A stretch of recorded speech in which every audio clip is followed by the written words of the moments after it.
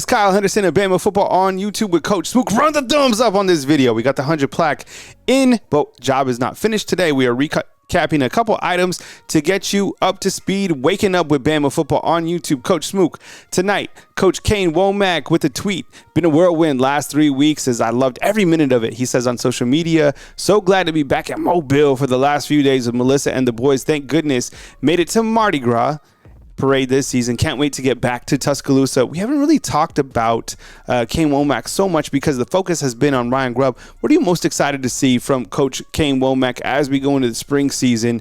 I think that's a good starting point. I'm excited because he has a lot of opportunities to put out there on this defense in front of him. A lot of guys that showcase natural talent in the way that this defensive style is played. And I think we're going to see a lot of effort. I hear a lot of effort speeches and, him commenting about effort because you look at just look at the status. Look at the hashtag Swarm D, Blitz Bama Blitz. He's a younger minded coach that wants to, let guys flourish and have fun in the defense. And in this 4-2-5, you need guys that want to fly around, guys that want to be physical, and guys that just, are ready to play football. And this is a young coach with energy. I don't know if y'all seen the clips with Kane Wommack and his interactions with referees and officials. That type of energy, the celebrations with his players on the sideline, that is so Kirby-like, man. And he's around that age when Kirby started taking off as a coordinator.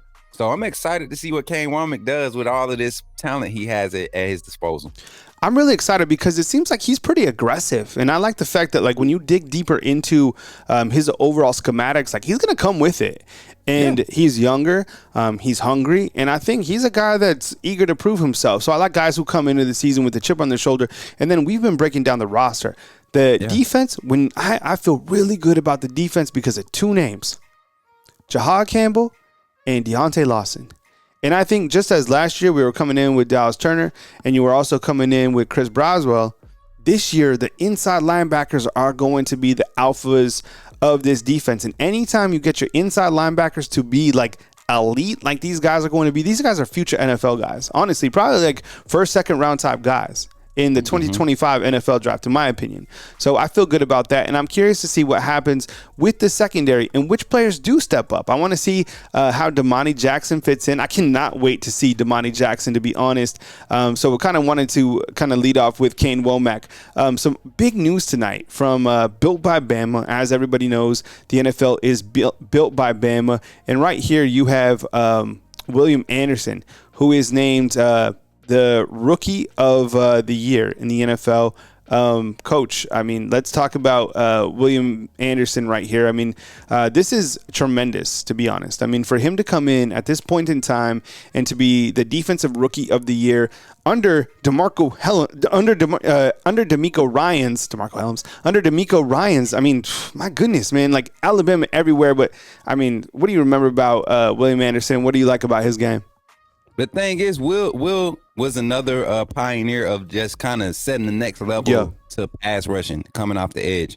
The way he generates his power through his get off, his leverage, his ability to maintain. He has a different type of core strength that a lot of big guys don't possess with his frame.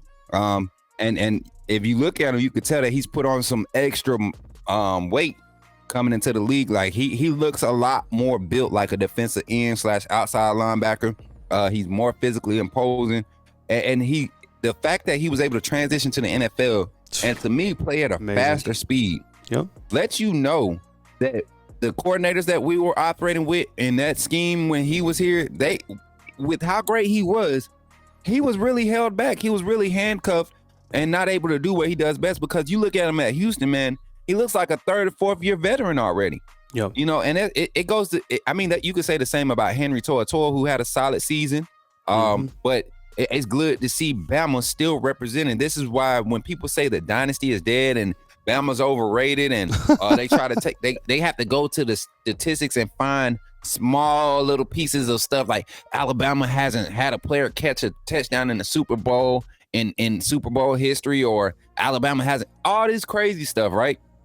But the fact still remains, you can't have a NFL game without an Alabama player, former Alabama player, being on the field. Yep. It's been proven. There's an Alabama player active on every NFL roster in the league, and they're playing. They're not just on the roster. They're playing. So it's great to see that just continue to be a recurring thing, and it's not going to stop with Kalen DeBoer taking over.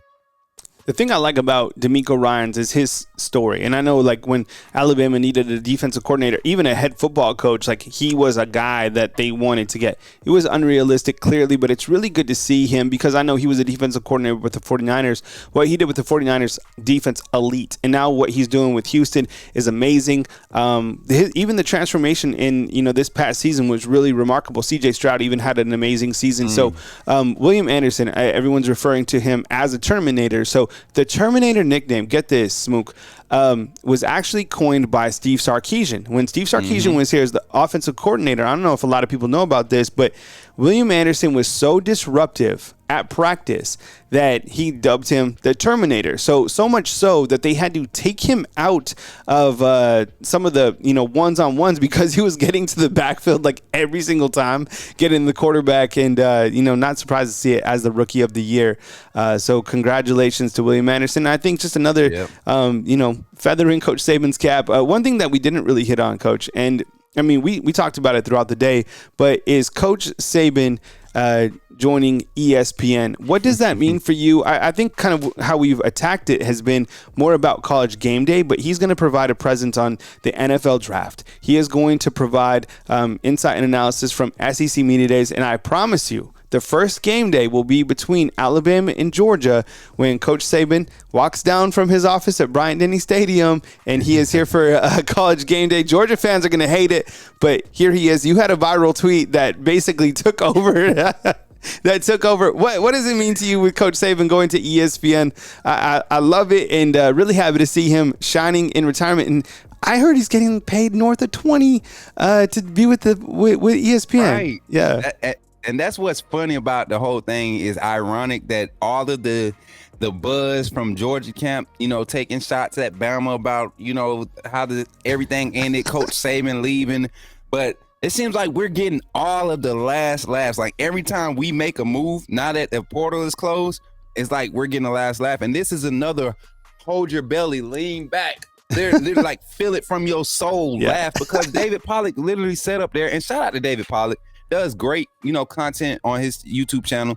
He does, he shares his faith and does things. But when he speaks on Alabama and Coach Sabin, that's when me and David Pollack won't see eye to eye ever. You get what I'm saying? So I took a chance. I tagged him, and it got some buzz. It's viral right now. But the fact that Coach Sabin is able to get on game day, you got to think, man. Coach Sabin and Pat McAfee started developing a relationship on every Thursday this past season. 100%. That was the only outlet that you see Coach Sabin go on there, and he really get into it with the guys and kind of interact and get silly and kind of let his hair down a little bit. Yeah. And that's when we started thinking like, okay, Coach Sabin could have an opportunity in this industry when he retired.